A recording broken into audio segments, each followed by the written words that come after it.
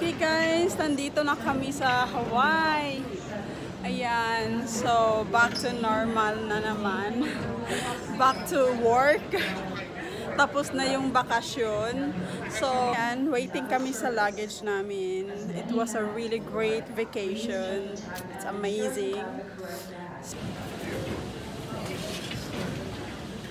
Right, nandito na yung bagahe namin.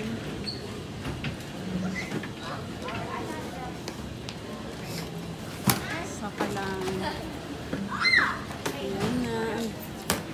Nung papunta kami, yung dala lang namin ay ito lang at saka yung backpack. Ngayon, nadagdagan nito. I'm taking mine.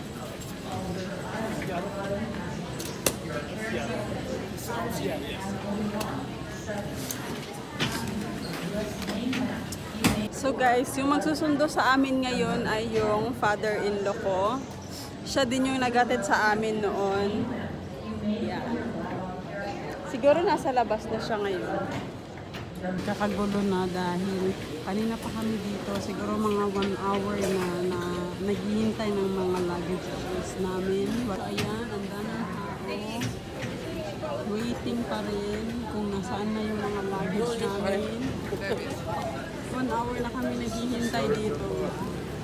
Wala pa yung luggage namin.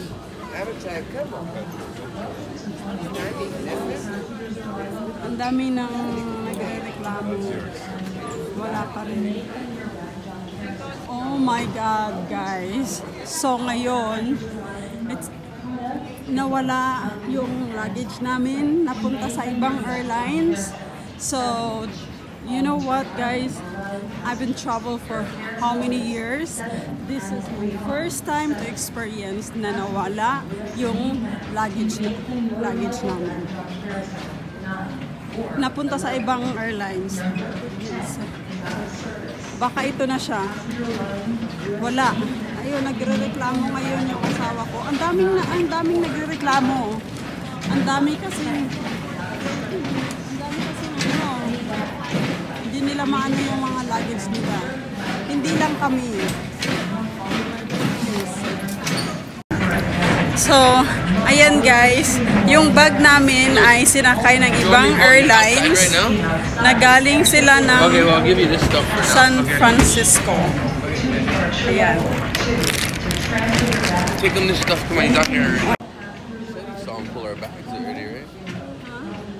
Saw them pull our bags, right?